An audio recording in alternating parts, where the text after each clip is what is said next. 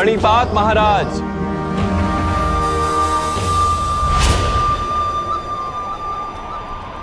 कल्याण हो वासुदेव। हस्तिनापुर की इस राजसभा में यादव श्रेष्ठ श्रीमान वासुदेव का स्वागत है। हे वासुदेव, कुरुओं का ये महान वंश आज संकट का भागी बन बैठा।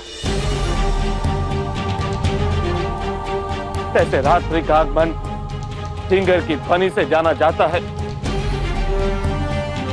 वैसे पंच का नाश हम वृद्धों के हताशा से भरी श्वास की ध्वनि से जाना जाता है।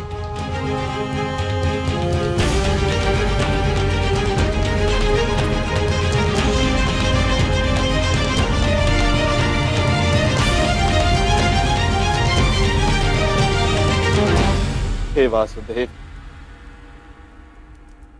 इस संघर्ष को अंत करने का मार्ग अब केवल आप ही दिखा सकते हैं। कोई मार्ग दिखाइए वासुदेव। महाराज की जय हो। महाराज, पांडवों को उनका राज्य लौटा दीजिए और अपने पुत्रों को प्रायश्चित और दंड के लिए सज्ज कीजिए।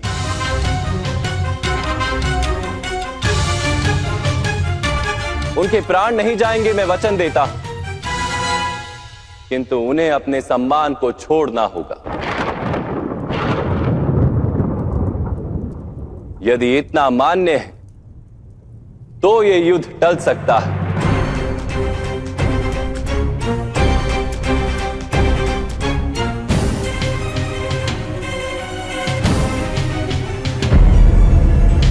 वासुदेव, इंद्रप्रस्थ पर मेरा अधिकार है, महाराज का नहीं। मैं किसी भी स्थिति में इंद्रप्रस्थ को लौटाऊंगा नहीं।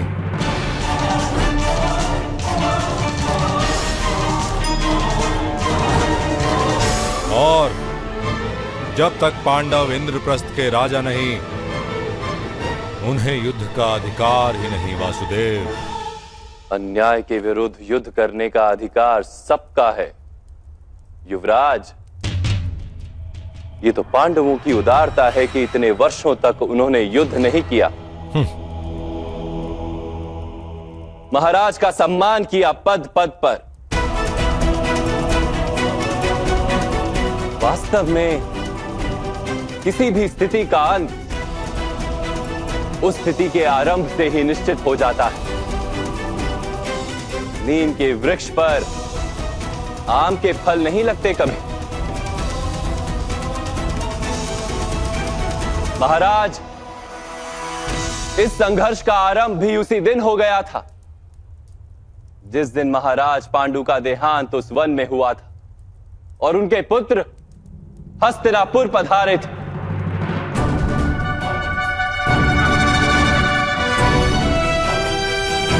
आपने यदि उसी दिन राजकुमार युधिष्ठिर को युवराज घोषित कर दिया होता तो ये स्थिति ही उत्पन्न नहीं होती,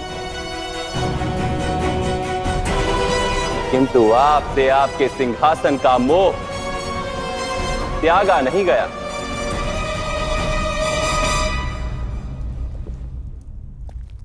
ये आप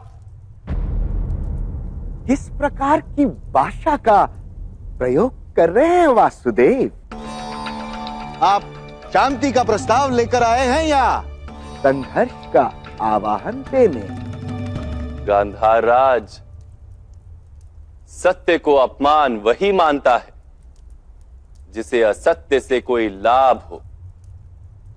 किंतु सत्य तो यह है वासुदेव कि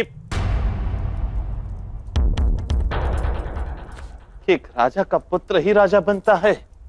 किंतु आप तो कार्यकारी राजा हैं महाराज।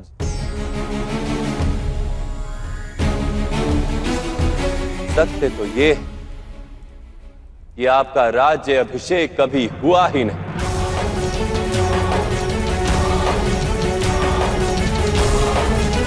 तो आपके पुत्रों को सिंहासन किस प्रकार प्राप्त हो सकता है?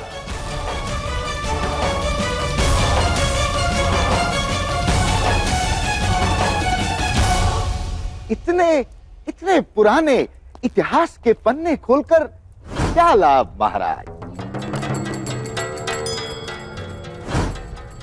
वासुदेव, सत्य तो यह है कि युद्ध सभा के अंत में पांडवों ने स्वीकार किया था कि वो 1 वर्ष का अज्ञातवास भोगेंगे, किंतु मेरे बच्चे दुर्योधन 1 वर्ष पूर्ण होने से पहले अर्जुन को ढूंढ लिया। हम पांडवों को वनवास से मुक्ति देने को सज्ज हैं, यदि वे युद्ध का हठ छोड़ दें। मंदिर के प्रांगण में करने से भी अनुचित कार्य उचित नहीं हो जाता गांधार राज। युद्ध सभा ही अधर्म थी, इसलिए उसके परिणामों का कोई महत्व नहीं।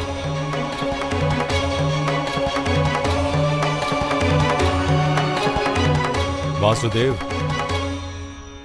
क्या भ्राता युधिष्ठिर ने जान करके अपनी संपत्ति, अपने भाई, अपनी पत्नी और स्वयं अपने आप को दांव पर नहीं लगाया था? तो वो अधर्म किस प्रकार हो सकता है वासुदेव? किसी स्त्री को भरी सभा में निर्वस्त्र करने की चेष्टा कर आपने सारी सभा को अधर्म सिद्ध कर दिया था युवराज। भोजन के किस निवाले ने शरीर में विष फैलाया है, ये कोई नहीं पूछता। समग्र भोजन को विषयुक्त माना जाता है। हमें भी इंद्रप्रस्थ की सभा में निशस्त्र किया गया था, क्या आप भूल गए वासुदेव? माया सभा में जब आपके शस्त्र उतारे गए थे, तभी आपने युद्ध का आह्वान क्यों नहीं दिया युवराज? युद्ध सभा में प्रपंच करके एक स्त्री को निर्वस्त्र करने की योजना क्यों बनाई आपने? सत्य तो ये है कि आपके पास युद्ध का सामर्थ्य ही नहीं।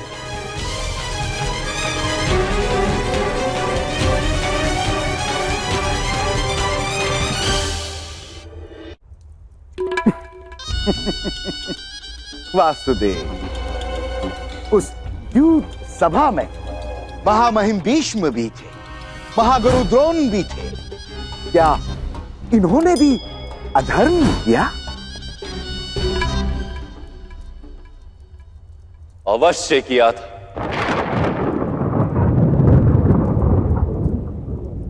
जब समग्र भवन गिर रहा हो तो द्वारपाल केवल द्वार की रक्षा नहीं कर सकता गांधार राज।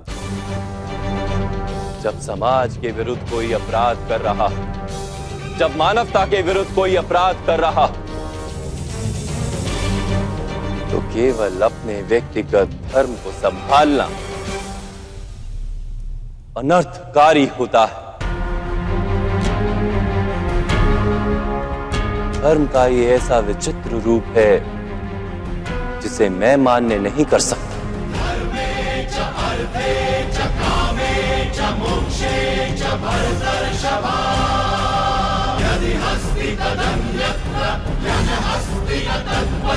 ये धर्म अधर्म के विवाद का समय नहीं। इस समय केवल एक महायुद्ध को टालने का प्रयत्न करना आवश्यक है। और इसीलिए मैं शांति का प्रस्ताव लाया हूं महामंत्री। और मुझे ये प्रस्ताव मान्य नहीं है।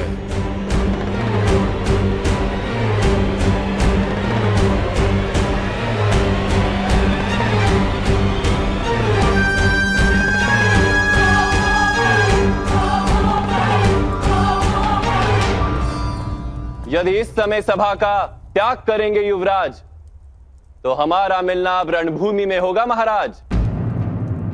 दुर्योधन, ठहरो।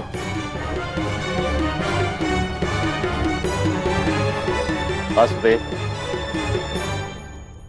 दंड की बात करके आपने शांति प्रस्ताव को स्वीकार करने योग्य रखा ही नहीं। कोई भी योद्धा दंड किस प्रकार स्वीकार करेगा? और कौन सा योद्धा अपने ही परिवार की स्त्री को निर्वस्त्र करने की चेष्टा करता है पूरी सभा में महाराज?